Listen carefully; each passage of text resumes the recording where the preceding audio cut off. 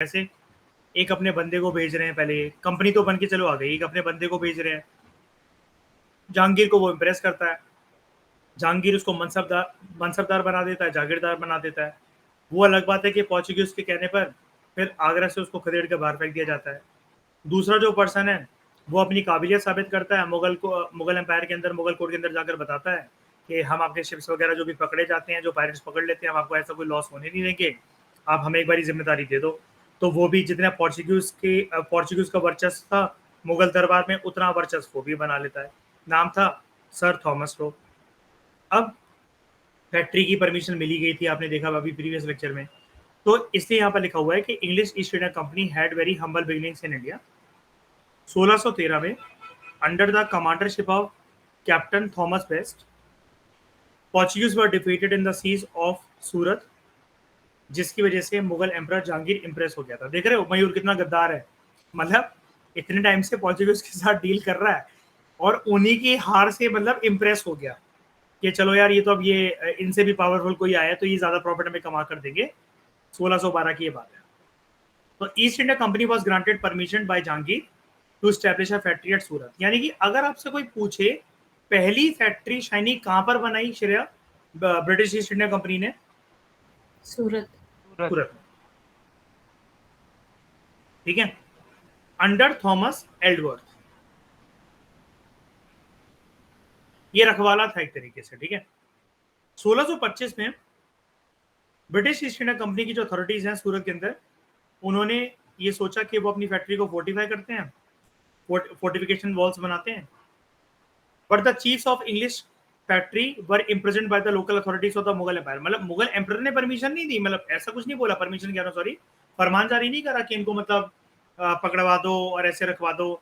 ये हरकत कर कौन रहा है? कौन कर रहा है हरकत? नहीं, लोकल नवाब्स नहीं होते थे जो मुगल की छत्रछाया में काम करते थे, वो तो चिढ़ते थे ना। याद है बंगाल वगैरह में भी, हुगली के पास, कासिम बाजार के पास, वो नवाब्स वगैरह चढ़ेंगे बंगाल के कि भाई मुगल एम्पर कौन होते हैं ये परमिशन देने वाले, उनसे पूछो ना हमें कितना लॉस हो रहा है उनके फरमान और उनके सब देने की वजह से। तो पर्सनली उन्होंने इनको पकड़ लिया कि हाँ भाई किसने परमिशन दी है, क्या दी है। इन्होंने चिट्ठे दिखाए, फरमान दिखाया, उन्होंने बोला पकड़ो इसको, जेल में डालो इनको। ठीक है, Bombay was also acquired by east India company in 1668। Portugal का जो राजा था उसने, जैसा कि आपको मैंने पढ़ाया अभी प्रीवियस लेक्चर में, he gifted Bombay to King Charles two as a dowry when Charles two married the Portuguese princess Catherine in 1662। अब चार्ल्स टू क्या ही करता, बॉम्बे को रखकर दहेज में मिल भी गया था पोर्चुगीज से, तो है ना। तो उसने ब्रिटिश ईस्ट इंडिया कंपनी को बोला बॉम्बे चाहिए, उन्होंने बोला चाहिए। उसने बोला सालाना पेमेंट सिर्फ 10 पाउंड की, सिर्फ 10 पाउंड की हमें दे देना। 1668 में ऐसी डीलिंग हुई। अब क्यों सिर्फ 10 पाउंड क्यों? यार ऑलरेडी इतना सारा पैसा, इतना सारा प्रॉफिट हर महीने, हर 6 महीने, हर 3 महीने में करके भेज तो रहे थे इंग्लैंड। ये तो बस एक ऐसी चीज है कि मयूर कहीं से भी पैसा आ रहा है तो वो रुके ना, चाहे भले ही 10 रुपए क्यों नहीं आ रहा है, रख लो लेकर। मैंने कौन सा बॉम्बे को एज अ टेरिटरी उठाकर लेकर चले जाना है इंग्लैंड, बगल में रख लेना है वहां पर, है ना। तो खाली पड़ा रहेगा। अब फ्री में देने का मन नहीं है क्योंकि राजा है भाई, है ना। और 10 पाउंड बोला कि सालाना दे देना। 10 पाउंड बहुत कम है, मतलब एक काइंड ऑफ फ्री हो गया ना बिल्कुल इनके लिए। मतलब ये तो ऐसे ब्रिटिश ईस्ट कंपनी वाले तो ऐसे बोलेंगे सर ये लो जेब से, ये लो लेकर चले जाना, ये अभी ले जाओ अभी एडवांस में। तो Bombay was immediately fortified by the company. यानी कि सूरत के बाद अब अगला अड्डा कौन सा इनका, कनेक्ट करते जाओ सारे पॉइंट को, बॉम्बे। बॉम्बे। अब इनको एक खतरा ये लगा, बॉम्बे मतलब कहां पर, कौन सी जमीन? महाराष्ट्र की जमीन। महाराष्ट्र में किसका दबदबा, किसका डंका बजता था? मराठा साम्राज्य का। अच्छा, मराठा साम्राज्यों में सबसे टॉप की पावर कौन सी होती थी श्रेया, सबसे टॉप की अथॉरिटी? छत्रपति। नहीं वो तो पर्सन था ना, मतलब जैसे, हाँ पेशवा। नहीं, पेशवा से भी ऊपर सिंपल राजा, साहू जैसे थे, है ना। हाँ, किंग बनाता था और अपना। एक सेकंड, आप लोग बिल्कुल सही बोल रहे हो, गलत नहीं हो आप लोग पेशवा बोलने में। पहले राजा ही चुनाव करवाएगा पेशवा का। देख लिया ना उस दिन ट्रेलर, वो जो मैंने सीन भेजे थे वो बाजीराव मस्तानी के, है ना, अच्छे से देख लिए। रणवीर सिंह कैसे वो नियुक्ति करता है, वो बैठे रहते हैं ना वो वहां पर साहू, तो पेशवा की नियुक्ति होती है। जब बालाजी विश्वनाथ, ठीक है, जब वो पेशवा होते हैं तो उस टाइम पर वो पावर कौन सी अथॉरिटी में कंसोलिडेट कर देते हैं पूरी की पूरी, फिर पावर कहां से फ्लो होना शुरू होती है, फिर पेशवा सबसे मुख्य अथॉरिटी बन जाती है। और उसको पूरी तरीके से चरम सीमा पर किसने पहुंचा दिया था? बाजीराव बल्लाड़ ने, बाजीराव वन, रणवीर सिंह, ठीक है। याद आया कि नहीं? देखो मैं इतना समझ सकता हूं, आई नो कि मराठा साम्राज्य के अंदर जो क्रोनोलॉजी होती है ना, नाना साहेब, पेशवा, बाजीराव वन, या जिसको बाजीराव बल्लाड़ भी कहते हैं, फिर उसका बेटा नाना साहेब, फिर कौन किसका सगा बेटा, कौन किसका सौतेला बेटा है। फिर ऊपर से एक दिक्कत वाली मगजमारी बात और आ जाती है कि ये कॉन्फेडरेसी बनाकर रहते थे, है ना, होलकर ऑफ इंदौर, गायकवाद ऑफ पुणे, और सिंधियास ऑफ ग्वालियर, तो वो और कंफ्यूजन क्रिएट करता है। लेकिन एक बार के लिए बस अगर आप जान सको तो शुरुआत यहीं से करना। मराठा साम्राज्य की शुरुआत कहां से होती है इतना आपको पता होना चाहिए। बताओ कौन थे वो पर्सन जिसने सेटअप बहुत अच्छा था बना कर दिया?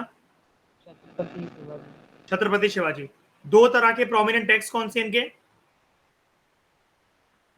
चौथ, सबसे इंपॉर्टेंट कौन सा? चौथ की सरदेशमुखी चौथ, क्योंकि सरदेशमुखी टैक्स मिलेगा ही कब? जब आप क्या होगे किसी रीजन के सरदेशमुख, है ना। It was a kind of tax on tax, right. Session surcharge की तरह ही तो होता था। तो reason for immediate fortification was that English trade was threatened at the time by rising Maratha power, and Bombay soon superseded Surat as the headquarters of the company on the western coast. पहले कहां पर थी मेन फैक्ट्री? सूरत। खतरा लेकिन अब कहां पर है ज्यादा? वेस्टर्न कोस्ट पर। किससे? मराठा साम्राज्य से। तो अब फैक्ट्री थोड़ी सी नीचे की तरफ शिफ्ट हो जाएगी, कहां पर? सूरत से मेन फैक्ट्री कहां पर चली गई?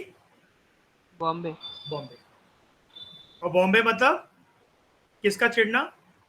मराठा मराठा। साम्राज्य का, क्योंकि अगर तुम बॉम्बे में हो तो तुम कहां पर खड़े हुए हो? महाराष्ट्र में, ठीक है, सदर्न पार्ट ऑफ इंडिया। दक्षिण भारत के अंदर जो कंडीशंस थी ये ब्रिटिश ईस्ट इंडिया कंपनी के लिए फेवरेबल थी, क्योंकि यहाँ पर कोई एक स्ट्रॉन्ग इंडियन गवर्नमेंट नहीं थी, ठीक है, specially after the decline of the Vijayanagar empire in 1565। Vijayanagar empire कौन सी दो नदियों के दोआब में, कौन सी दो नदियों के बीच के दोआब में था? कृष्णा तुंगभद्रा। शाबाश, कृष्णा तुंगभद्रा। एंड यहाँ का सबसे प्रोमिनेंट लीडर कौन?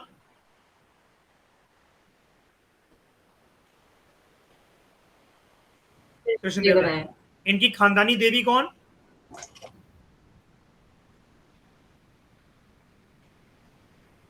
पंपा देवी। खानदानी मंदिर कौन सा? विरूपक्षा। ओके। कृष्णदेव राय अपने दरबार में कितने प्रोमिनेंट लोगों को रखता था? 8। 9 अकबर रखता था, नवरत्न, ये 8 रखता था अष्टदिग्गज। किसी भी एक फेमस अष्टदिग्गज का नाम बताओ। तेलानी रामा, ठीक है। किसी 3 नवरत्न का नाम बताओ अकबर के दरबार में। राजा मान सिंह, मान सिंह, टोडरमल, टोडरमल और राजा मान सिंह, हाँ कितने बार बोलोगे, आगे बढ़ो। मान सिंह, टोडरमल और अबू फजल, नहीं, अबू फजल, बीरबल नहीं था। Birbal, Birbal. The East India Company opened their first factory in Surat at Masulipatam in 1611। ये साउथ इंडिया की बात हो रही है, ठीक है। They opened their first factory in South, sorry, at Masulipatnam, Machilipatnam जिसको पहले बोला जाता था, 1611 में। बाद में इन्होंने अपनी सेंटर ऑफ एक्टिविटी शिफ्ट कर ली टू और ज्यादा साउथ में जाकर, फार साउथ इंडिया, टू मद्रास, यानी कि प्रॉपर तरीके से कहां पहुंच गए? तमिलनाडु।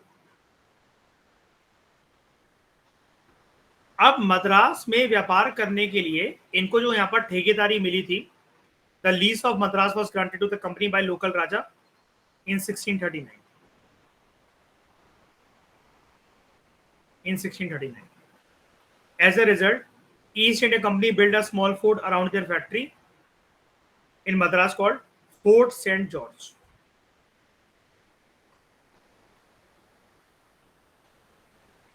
सेवनटीन सेंचुरी के एंड में ईस्ट इंडिया कंपनी ने पूरी तरीके से अपने जो राइट्स थे वो क्लेम करें और कोई उस उनके राइट्स के अंदर कोई हस्तक्षेप नहीं होगी, कोई इंटरफेरेंस नहीं होगी. They claim full sovereignty over Madras and was ready to fight in the defence of the claim.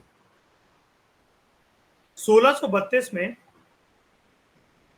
जो गोलकोंडा किंगडम का जो सुल्तान था उसने एक गोल्डन फरमान इशू करा ब्रिटिश ईस्ट इंडिया कंपनी को.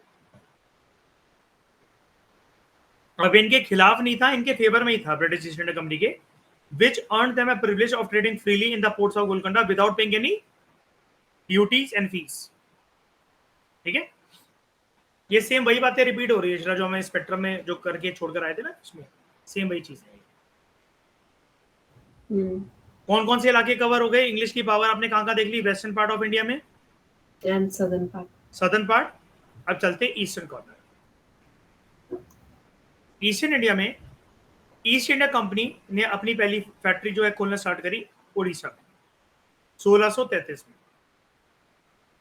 1651 में उनको परमिशन मिली कि वो बंगाल में हुगली नदी के किनारे जो आसपास जो रीजन है वहां पर जो है वो व्यापार कर सकते हैं.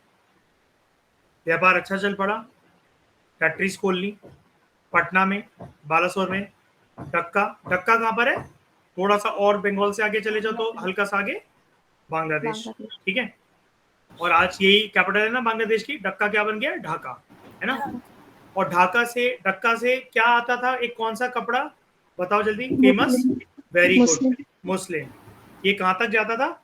सिल्क रूट से होते होते यूरोप और वेस्ट एशिया वगैरह तक, है ना, and other places in Bengal and Bihar.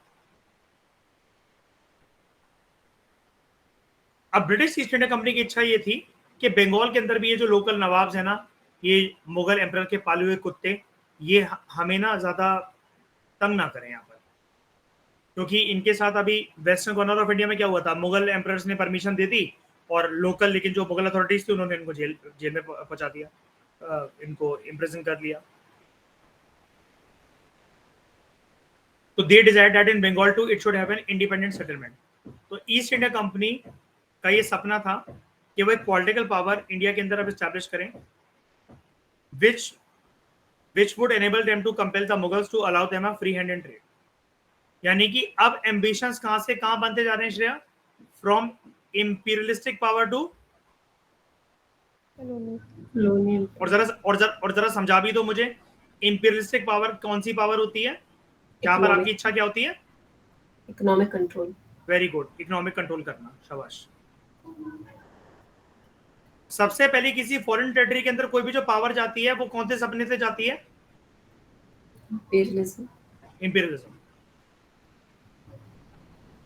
देखो 19वीं सेंचुरी तक तो ऐसे ही होता है, फिर बाद में तो एकदम से युद्ध भी होने लग जाते हैं वर्ल्ड में, है ना, कोल्ड वॉर वगैरह के टाइम पर. शुरू में इंपीरियलिस्टिक नेचर, बाद में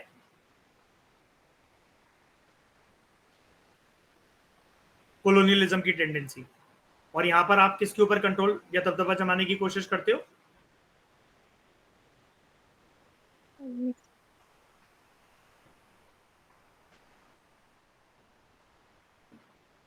पॉलिटिकल कंट्रोल, राइट.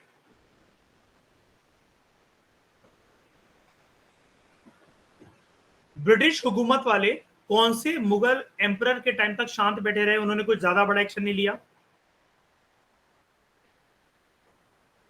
नहीं, कौन से मुगल एम्परर तक शांत बैठे रहे? औरंगजेब. हालत खराब होती थी ना औरंगजेब के नाम से. औरंगजेब की डेथ के बाद क्या पता लग गया था? There will be internal feud and internal rivalry within the Mughal empire. और ऐसा हुआ भी क्या? कोई भी राजा इतना सक्षम या समर्थ रहा क्या? नहीं. तो hostilities between English and the Mughal Emperor Aurangzeb, it broke out in 1686.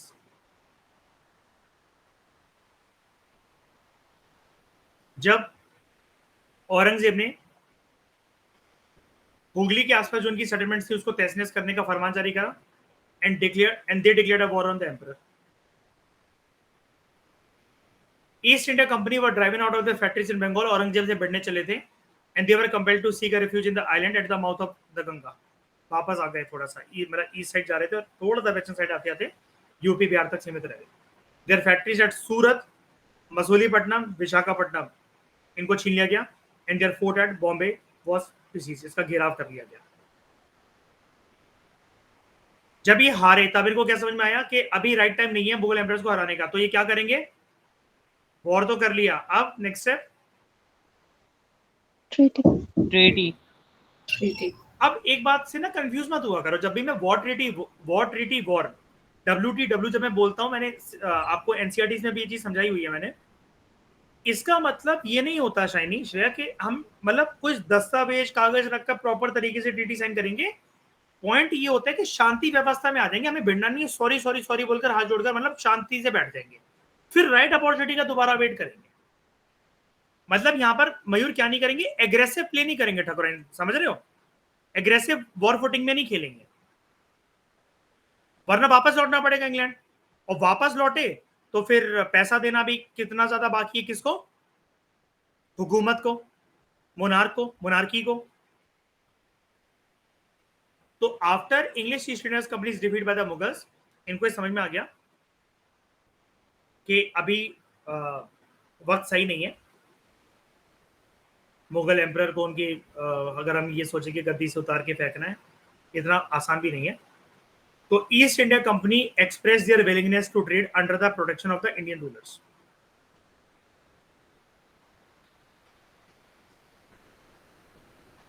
ठीक है कि हाँ हम आपकी छत्रछाया में रहकर व्यापार करेंगे. अगर छत्रछाया में रहकर करेंगे तो शेयर क्या जाएगा मुगल अथॉरिटीज के पास, एम्परर्स के पास, बिल्कुल जाएगा. अब बस इन्हीं का ये जो नर्म स्वभाव होता था ना ठकुराइन, वॉर ट्रीटी वॉर का, तो कुणाल अब ट्रीटी कर ली, मतलब ट्रीटी इन द सेंस के शांति समझौता कर लिया, मुगल अथॉरिटीज पिघल गई मयूर, और देखो पागलपन, माफ कर दिया. अब माफ कर दिया इसका मतलब जिस जिस फैक्ट्री का घेराव किया, जो जो बंद कर रखा था वापस मिल गई, है ना, क्योंकि प्रॉमिस क्या मिल गया रिटर्न में, इतना % प्रॉफिट आपका, इतना % प्रॉफिट आपका. तभी ये सर पे चढ़ गए. तो सर पे चढ़ गए. अब मुगल अथॉरिटीज खुश कैसे हो जाती थी मयूर, देखा डर गए हमसे, आप करोगे अगली बार ऐसा. लेकिन वही वाली बात है ना कि दुश्मन को मतलब एक हद तक ही पालना चाहिए, उसको माफ नहीं करना चाहिए, या तो उसे मिटा दो या उसे दूर कर दो. जैसे पद्मावत मूवी के अंदर वो दिखाया हुआ है ना श्रेया, वो जो पंडित होता है जो उनको देख रहा होता है, तो वो उसको देश निकाला दे देते हैं. अगर वहीं उसको मरवा देते तो इतना कुछ बवाल नहीं मचता, जिंदा जाने दिया ना. और वही जाकर अल्टीमेटली मेवाड़ के ध्वस्त होने का कारण और पद्मावती के जौहर करने का कारण बनता है. वही सारा करा धराया तो उसी का होता है ना, पूरा अलाउद्दीन के दिमाग में डालता तो वही है ना, वो खूबसूरती का विचार पद्मावती का. अच्छा ये जो पद्मावत है ये क्या है, मतलब एक्चुअली में अगर मेरे को जानना हो कि क्या है पद्मावत, ये पोयम है. वेरी गुड, कविता है. ये किसने लिखी, मलिक मोहम्मद जैसी के द्वारा लिखी गई थी. ठीक है, मलिक लिख दूं क्या, मलिक मोहम्मद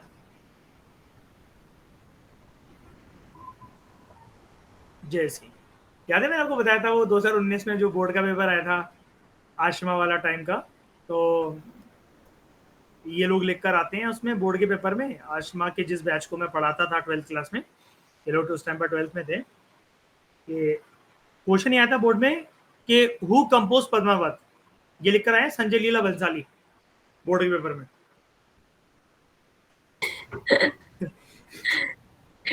ये भी ठीक है. अरे थीम 2 जो, अरे इनके पास वही तो बुक होती थी 12th में, 3 ही तो बुक है वो, थीम 1 थीम 2 थीम 3. इतने अच्छे से पढ़ाया, नोट बनवाए, सब कुछ करवाए. अब एक साल वो पहले ही आई थी 2018 के मिड में. तो इनको लगा शायद से ये करंट अफेयर का कोई क्वेश्चन आ गया, ऐसा कुछ आ गया है। आचमा ने तो हालांकि सही एड्रेस करा था उसको, बच्चे लिख कर आए, लेकिन उस साल बहुत मतलब ट्यूशन के मेरे और भी बच्चे थे तो वो लिख कर आए संजय लीला बंसाली।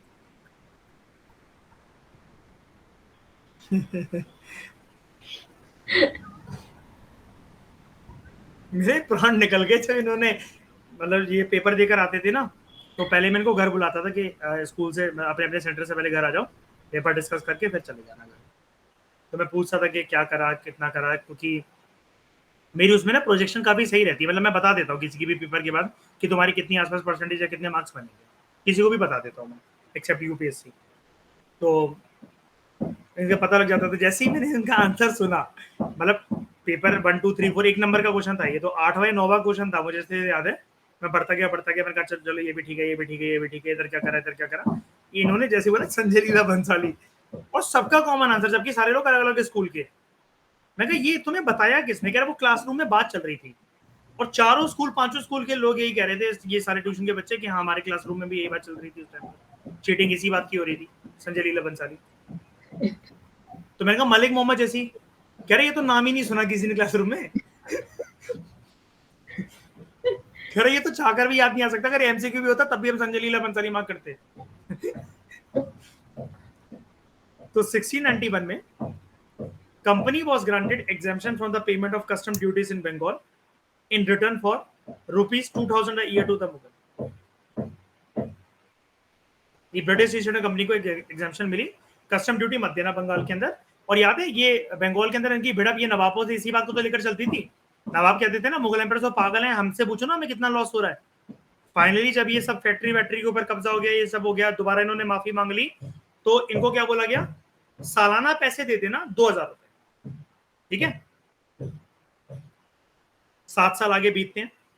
1698 में company acquired the zamindari of 3 villages, Sutanuti, Kalikata and Govindpur. ये तीनों कंबाइन होकर आज के समय में क्या है, द सिटी ऑफ कोलकाता। यही है तीनों ही गांव, कोलकाता, ठीक है। Where it built Fort William around its factory. अब देखो दक्षिण भारत में इनका जो, जैसे हम लोग कहते हैं ना, इनकी जो ब्रिटिश प्रेसिडेंसी जो थी, जो प्रोमिनेंट सेंटर्स इनकी पावर के, सर्दर्न इंडिया में कौन सा, फोर्ट सेंट जॉर्ज।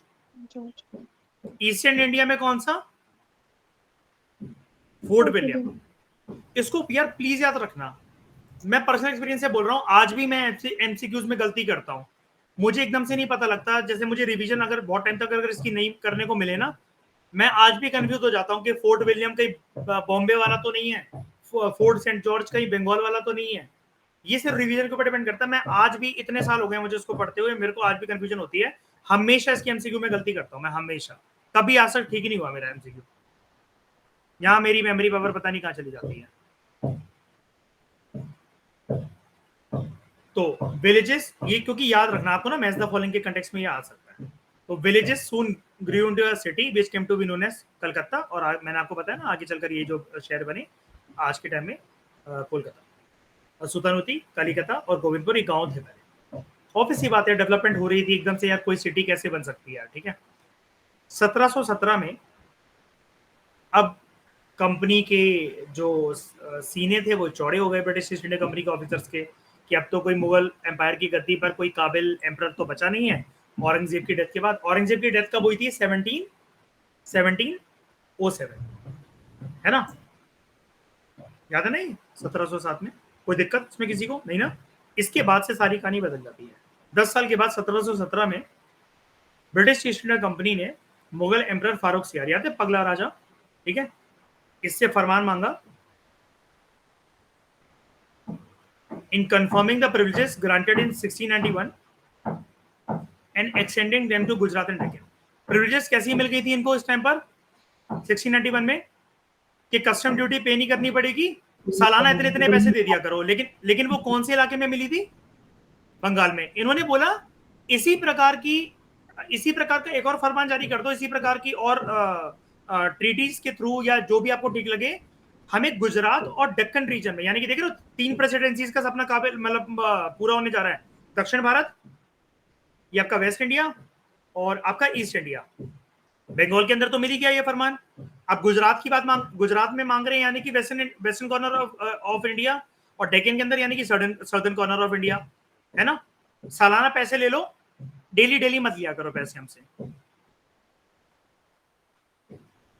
तो ड्यूरिंग द टाइम ऑफ मुर्शिद कुली खान एंड अलीवर्दी खान, जो कि बंगाल के नवाब थे, east India company state was put under state control. इन्होंने बोला मुगल एम्परर जो मर्जी कह रहा है कहने दो, हमें उससे फर्क नहीं पड़ता, हम अपने लॉस को बियर करके तुम्हें कुछ प्रिविलेजेस और कुछ कंसेशंस नहीं दे सकते।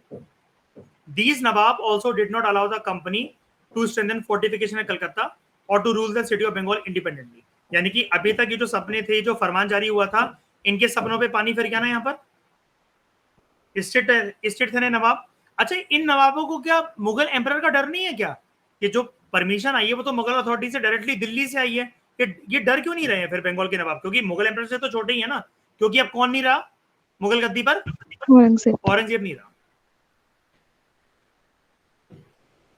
और याद है ना, जैसे हमने देखा था वो कभी कोई जो भाई हैं दो मिलकर, वो कभी मुगल एम्परर को कंट्रोल कर रहे हैं। मुगल एम्परर में कभी दिमाग ही नहीं है, बिन पैंदे का लोटा, कभी कोई नशे के अंदर शराब के अंदर डूबे हुए, उनको पता ही नहीं चल रहा। जो परमिशन मांग रहा है उसको परमिशन देते रहे हैं, पुराने दोस्तों को अपने भूल जा रहे हैं। नए लोगों ने अगर पुराने लोगों को हरा दिया, अच्छा तुम हमें ज्यादा प्रॉफिट दोगे, लो तुम ले लो ये परमिशन। तो कोई स्ट्रक्चर नहीं है उनके एडमिनिस्ट्रेशन का औरंगजेब के बाद। अब लेकिन रिलीजियस टॉलरेंस की पॉलिसी थी क्या उनमें औरंगजेब के बाद? जितने भी मुगल एम्परर्स आए, रिलीजियस टॉलरेंस की पॉलिसी थी क्या? कईयों में तो थी। बिल्कुल थी। वो इसलिए थी क्योंकि यार लड़कियों का नाच देख रहे हैं, अफीम खा रहे हैं, चरस पी रहे हैं, ठीक है। तो कौन इतना ध्यान दे यार कि कौन हिंदू कौन मुसलमान, ये सब से क्या करना, मजे करो लाइफ के और चलते बनो। हमारे बाप दादा इतने सारे सोने की मोहरें, चांदी के जेवर और ये सब जो ये रख कर गए हैं, हमारे लिए ऐश के लिए तो रख कर गए हैं। ये था इनके दिमाग में। सारे ऐसे नहीं थे, लेकिन आपने कहानी तो चैप्टर 2 के अंदर देख ली ना डिटेल में। रवैया तो सबका कुल मिलाकर ऐसे ही था ना, मस्ती मजाक वाला। खुद का तो दिमाग चलता ही नहीं था इनका। नोबल्स जो थे कोर्ट में इनके, वही सारा कंट्रोल करते थे इनको। नोबल्स बहुत ज्यादा पावरफुल नहीं हो गए थे औरंगजेब की डेथ के बाद एकदम से। उनके सपने भी बहुत उजागर हो गए थे, और इसी यही तो रीजन बना आगे चलकर rise of regional independent kingdoms.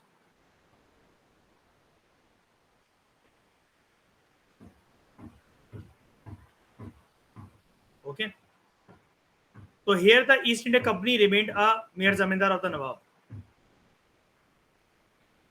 अब यहाँ पर यानी कि इनकी पावर जो है वो कम हो गई। ओके, कोई दिक्कत यहाँ तक?